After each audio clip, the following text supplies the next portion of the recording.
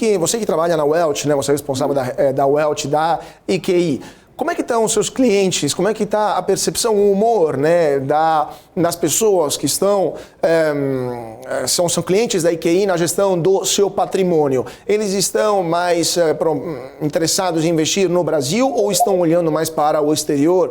Têm um maior interesse para o mercado internacional, para dolarizar o seu patrimônio?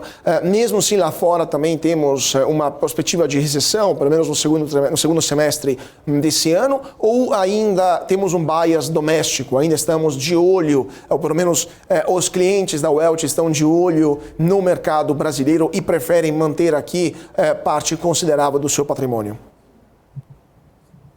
Não, bacana, ótima pergunta. Assim, quando a gente, claro que cada cliente tem um perfil diferente, né, e expectativa de retorno também, mas eu diria que o mercado internacional cada vez mais tem chamado a atenção dos nossos clientes, não tanto pelas condições, pela conjuntura aqui de Brasil, mas também pela atratividade do retorno que a gente tem no mercado internacional, né? Quando a gente fala de, por exemplo, mesmo nos Estados Unidos, a gente passou por algumas décadas de juros muito baixos, né? Então, depois, né, de um movimento bastante brusco que a gente teve no preço de ativos em 2022, a gente tem hoje um patamar de retorno para os ativos americanos, né, que são muito atrativos, né? Então, acho que quando a gente compara investir no mercado internacional hoje, é uma oportunidade bastante oportuna, né, para o investidor brasileiro, né? O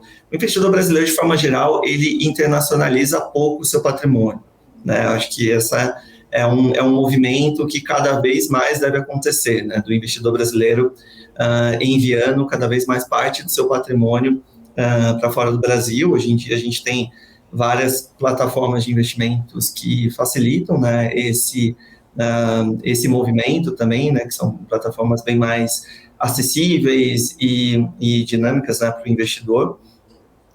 E o momento é que, antigamente, o investir no internacional era muito mais como uma visão de proteger o capital em uma moeda forte, reduzir o risco que ele já teria aqui no Brasil, e hoje em dia não. Hoje em dia a gente consegue um nível de retorno quase que tão atrativo como a gente tem aqui no Brasil, né? Aqui no Brasil, claro, a gente tem o nosso CDI, né, que é sempre uma rentabilidade sempre muito interessante, né? Hoje em dia, mais do que nunca, né, o nível de taxa de juros realmente voltou a ser bastante atrativa, né, com o investidor tendo um rendimento bruto acima de 1% ao mês, é uma taxa relativamente boa, e quando a gente traz esse risco fiscal, né, à tona, a gente tem dado preferência até para recomendar para os nossos investidores também cada vez mais distribuir, né, esse patrimônio em outras regiões, tá? Então, indo para a resposta da sua pergunta, sim, nosso investidor ele tem buscado um pouco mais o investimento offshore, e quando a gente olha para o mercado local, ele ainda tem dado maior preferência por renda fixa, né? Acho que renda fixa, como eu disse, é um nível de juros bastante atrativo, e quando a gente olha para a renda variável, aí seria realmente uma visão bastante de longo prazo e mais focado em empresas perenes, né? Empresas com geração de caixa, com crescimento sustentável, com nível de valuation. Praticamente todas as empresas hoje que a gente tem no Brasil, acho que eu diria que a gente tem uma margem de um ganho, né? Algumas mais, outras menos, mas a grande maioria das empresas no Brasil vem negociando com desconto, né?